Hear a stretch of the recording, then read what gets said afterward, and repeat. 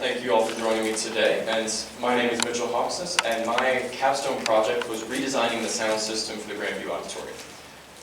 So let me tell you a little bit about myself. I have been a sound designer and sound engineer since I was in 4th grade, and I've been working on many shows, ranging from elementary schools, middle schools, and now ultimately high school and professional shows.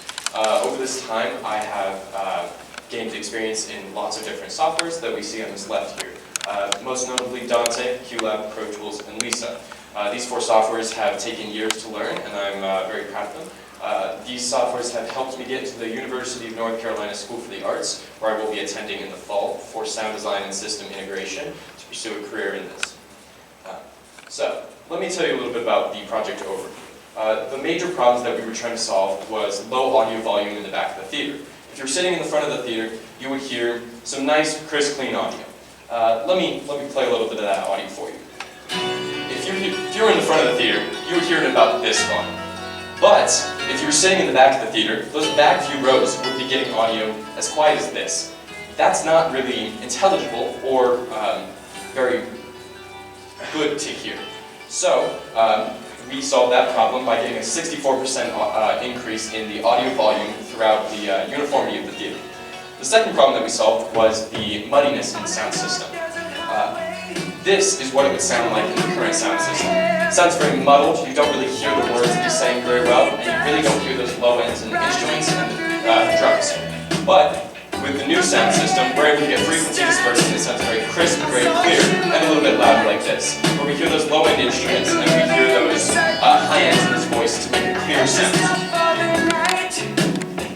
So, now with that, I iterated through 3 major design components and iterations, and I used software to measure the current system and compare it to the new proposal. This system was proposed to the Grandview High School just last month, and we are hopeful that we can get a bid so that you all can actually hear this improvement and my project in action as soon as next year.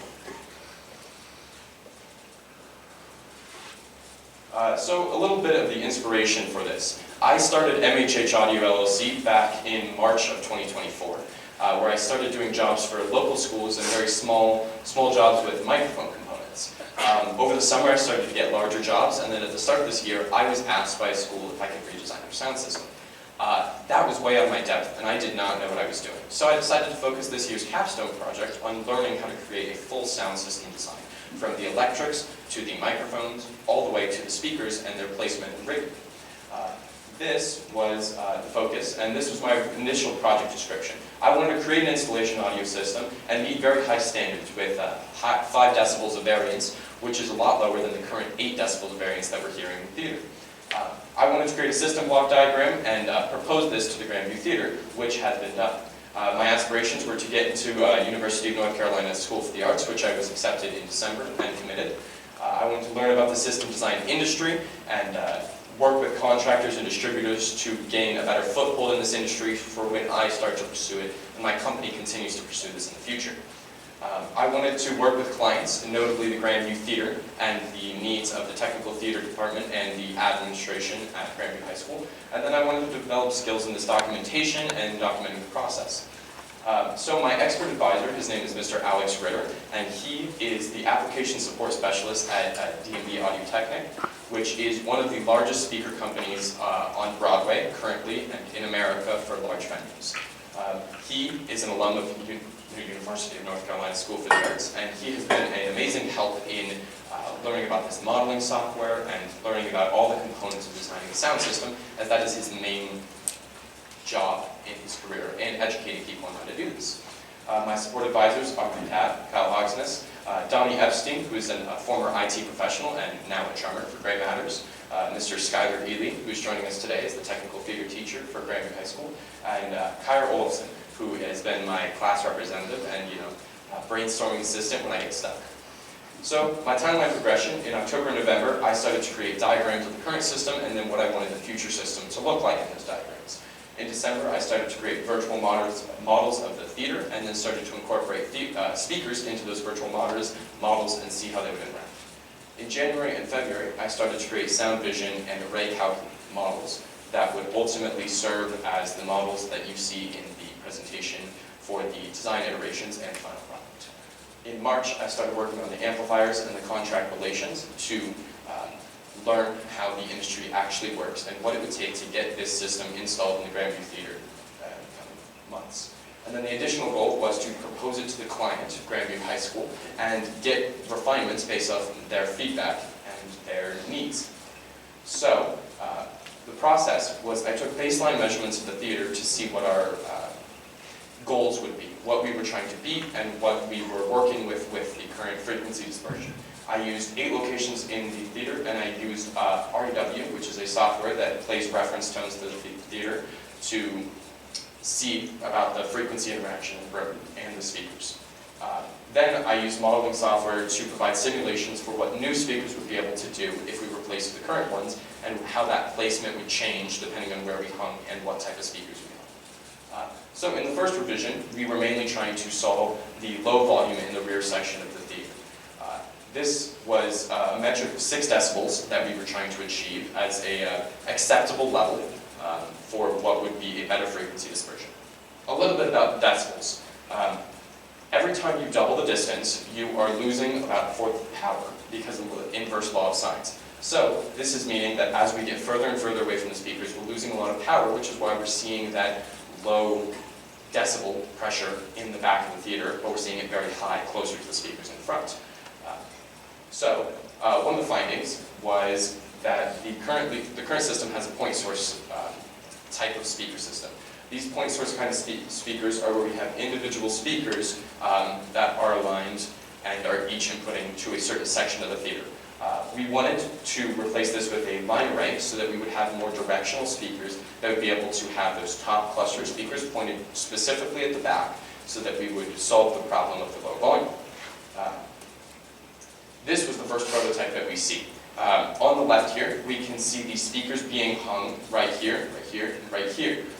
This model is a model of a specific frequency, I believe 5,000 hertz.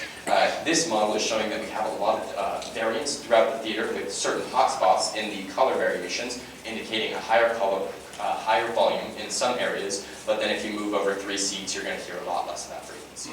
So this was a problem that we encountered in this first iteration, but we do see that we got a much higher volume and a much more even volume in this first model. We got it within 5 decibels of difference within the entire theater, so we beat that initial goal of 6, but I wanted to do more.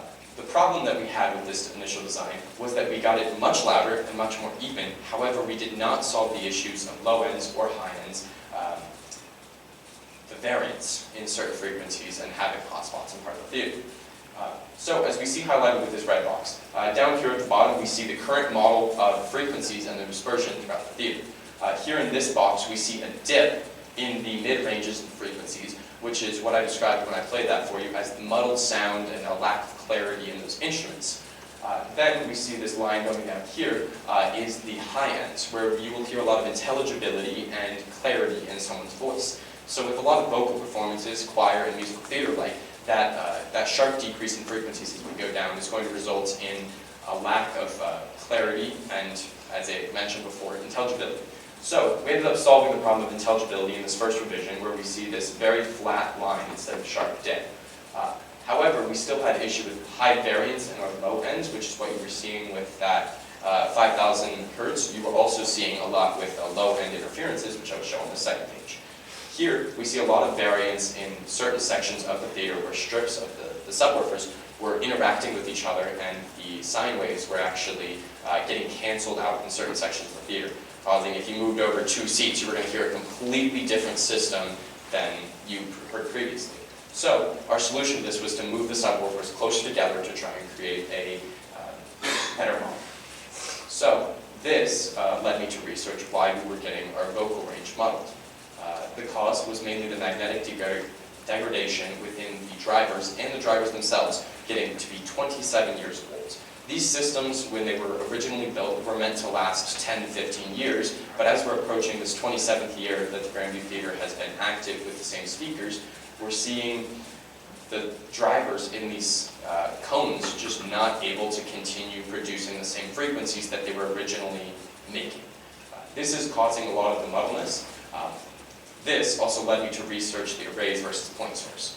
These line arrays, it was getting our system to be very loud, however, it was not getting the clarity and the directionality that we needed from these speakers. So, as a result, I ended up creating this different model. This model, here's the before image with the line array, and then here we see a comparing image with a point source system. In this point source system, we're only using 2 main drivers on each of the left, center, and right clusters. It's much fewer speakers and therefore lower cost. However, each of these speakers is more powerful and actually aims more directionally towards the area that it is intended to. Here we see a comparison, a direct comparison with different frequency, or with different SPL values assigned to the colors. We see that we got a much more even distribution of the frequencies with a variance of 3.48 instead of 4.64. However, we got it to be a much lower decibel value as we see in this picture, where we lost a lot of that headroom that the line array had given us. This was deemed acceptable to my advisor and I, as we knew that this headroom was not necessary, as the Grandview Theater is not a concert space. It is a theater, so it is mainly intended for performances that are not going above 85 or 90 decibels. This made us choose the point source system for the final iteration. Then, after this model, my Capstone advisor encouraged me to see how far I could take it, see how perfect I could get the system, no matter the cost of the system that we were creating. We pushed our goal metric to be below 3 decibels of variance between the entire theater, and we tried to achieve even better frequency dispersion throughout the theater. This has landed us in the final product. In this final product, we see the stage being modeled here with the proscenium walls and the apron of the stage. We see point source systems here, here, and here on our left, center, and right, and we see subwoofers sitting behind them in 4 main subwoofers. This system has smaller, not seen here, speakers that are pointed at the very bottom of the theater, and larger ones that are pointed at the rear of the theater, so it provides a much more even distribution in the frequencies and volume to the entirety of the theater. We have 96% of our seats within 2.92 decibels of each other throughout the entire theater, and the highest decibel level is 94.3, with the very rear of the theater at 91.2.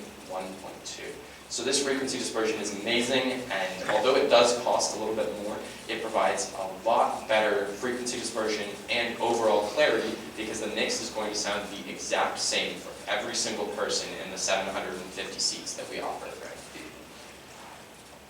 This system was given to a Grandview High School as a proposal, as a 4-option proposal, to see what they would be able to afford and what they could possibly get installed. We hope to get a grant and install this system in the coming year or two as we look for the future of the Grandview Theater, despite me leaving. As a reflection of this, I greatly improved my technical acumen and my business-making decisions with these larger projects that were on my plate. I was having to balance more items, and I was having to balance a much higher budget for a system that included electrical work, included rigging, including a government building that you needed certified electricians and certified riggers for, and how to deal with these vendors and these contractors. I also gained a lot of industry knowledge, including, who's going to give me those best price on those speakers, and how that shipping time is going to work. While I fix this, I'll also explain that we started to I started to work with a lot more softwares that would provide me, and I started to work with mentors that would, I started to work with a mentor that was very knowledgeable in this field and had a lot of expertise that I aim to replicate in my time in college and further into my career. As I was just saying, the software that I used, that I now feel confident in adding to those 4 softwares at the beginning that I'm proficient in, is REW, which was used for those room measurements in the initial taking and comparison of that. I used ArrayCalc to create those 3D models. That ArrayCalc is offered by DMG Audio Technic, which is the speaker brand that I ultimately chose for this system, as it would provide the most clarity and most tuning options for future use by anybody, with tuning that you can actually do live and on a simple-to-use screen instead of very complicated systems that only qualified people are ever able to touch or look at that's password protected.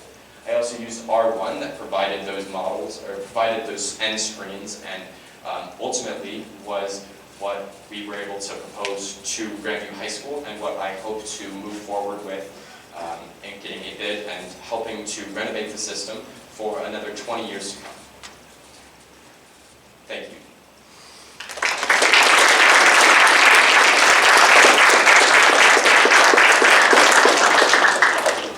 Any questions?